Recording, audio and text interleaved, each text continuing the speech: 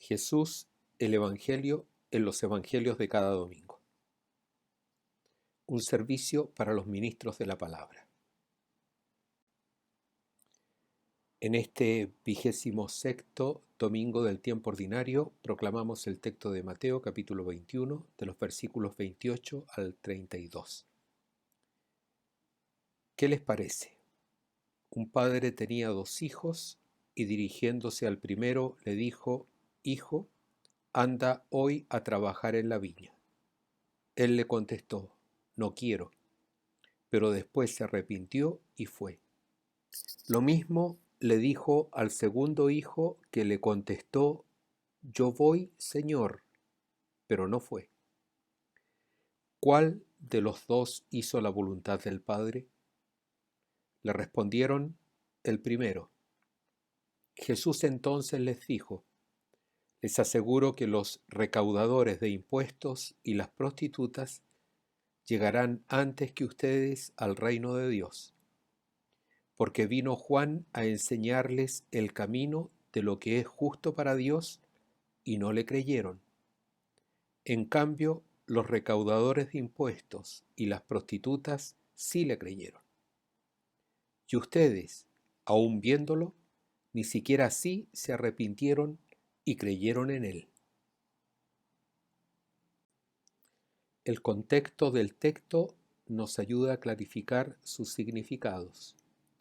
El contexto literario de esta parábola propia de Mateo es la unidad literaria de Mateo 21, 1 al 23, 39. En esta unidad literaria, Mateo reúne una serie de intensas controversias de los dirigentes de Israel con Jesús. El pueblo de Dios, llamado a aceptar al Mesías, rechaza la invitación y por sus dirigentes confronta a Jesús porque no responde al ungido de Dios que ellos esperaban, conforme el paradigma que ellos tenían. La autoridad que Jesús manifiesta y que le viene de Dios es rechazada por Israel. Así, siendo Israel el primer invitado a participar en el reino, se está ahora quedando afuera.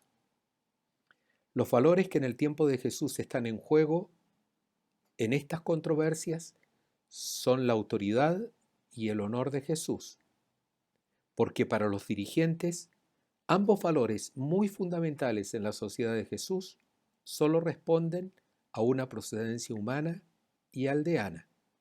La autoridad y el honor de Jesús le provienen de su familia, y es familia humilde, y de su aldea, y de Nazaret nada bueno puede salir. Además, el comportamiento de Jesús deja mucho que desear, porque toca leprosos, come con pecadores, y acaba de expulsar a los vendedores del templo, desafiando a sus ministros por haber hecho de la casa de Dios una cueva de ladrones. Una persona de esta categoría, según lo definen los dirigentes de Israel, no puede hacer lo que está haciendo ni decir lo que está diciendo. Se inicia la controversia, que responde a un esquema establecido. Son palabras o actos que contradicen lo que se dice o se hace en Israel y que la ley y las costumbres sancionan. Jesús ha expulsado a los vendedores del templo y ha calificado el lugar sagrado como una cueva de ladrones. Luego, la acción o dicho desafiante no se acepta y se cuestiona la autoridad y el honor de quien lo hace. Por esto, los jefes le preguntan a Jesús: ¿quién te dio autoridad para actuar así? En tercer lugar, se entabla propiamente la controversia, con una finalidad: demostrar ante testigos, que es la gente que cumple la función de testigo y juez, que lo dicho o lo hecho se opone a lo establecido por la ley y las costumbres de Israel. Se busca la deshonra del que actúa así, de modo que nadie lo siga escuchando. Eso es lo que hacen fariseos y herodianos, saduceos y un maestro de la ley cuando desafían la autoridad de Jesús con preguntas de carácter teológico y político. porque buscan demostrar ante los testigos, que es la gente, que Jesucristo no es maestro en Israel y no es profeta de Dios. El desafiado acepta o no la controversia, con el peligro de ser apedreado si la pierde cuando se trata de actos blasfemos contra Dios y el templo. Jesús acepta la controversia y demuestra que los jefes del pueblo de Dios son los que no creen en los enviados de Dios. Ellos dicen que sí a Dios, pero luego hacen lo que quieren, el pasaje nuestro, 21, 28 al 32. Ellos serán los que matarán al Mesías, enviado a salvar a Israel. Ellos rechazarán participar en el reino, representado en la parábola del banquete de bodas, 22, 1 al 10. El texto es un relato parabólico. Está organizado del modo siguiente. Fundamentalmente es un diálogo de Jesús con los dirigentes de Israel. El primer momento, los versículos 28-31, es propiamente la parábola sobre dos hermanos enviados a trabajar a la viña por su padre, con respuestas y acciones contrarias. Se inicia la parábola con una pregunta: ¿qué les parece? Pregunta clásica en el mundo de los rabinos. Y termina con otra pregunta: ¿cuál de los dos hizo la voluntad del Padre? En el versículo 31. Un segundo momento de la parábola es la respuesta de los dirigentes. El que hizo la voluntad del Padre es el primero de los hijos. Tercer momento de la parábola, versículo 31-32, es la aplicación que hace Jesús de la parábola a los dirigentes, que a su vez tiene dos momentos: una afirmación, versículo 31, y la razón o el motivo de la afirmación, versículo 32. Para entender el texto tenemos que recordar que la viña en la Biblia representa a Israel y tiene dos valores. Es de Dios.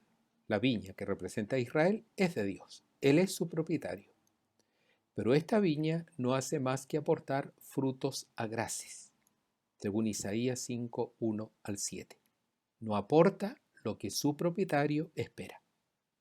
En la enseñanza de Jesús, la viña no solo representa el pueblo de Dios, sino también el reino de Dios. Israel y sus dirigentes, invitados a participar del reino, dijeron sí a Dios, como el segundo hijo, pero luego no hicieron nada de lo que Dios les pedía. En la cultura israelita del siglo I, no son las palabras las que expresan intenciones y construyen la realidad, sino las acciones. Todo el mundo en aquel tiempo sabe esto. Por eso la respuesta a la pregunta de Jesús, ¿cuál de los dos hizo la voluntad del Padre?, fue fácil. Porque no se cumple la voluntad de Dios diciendo solo sí, sino haciendo realmente lo que Él pide.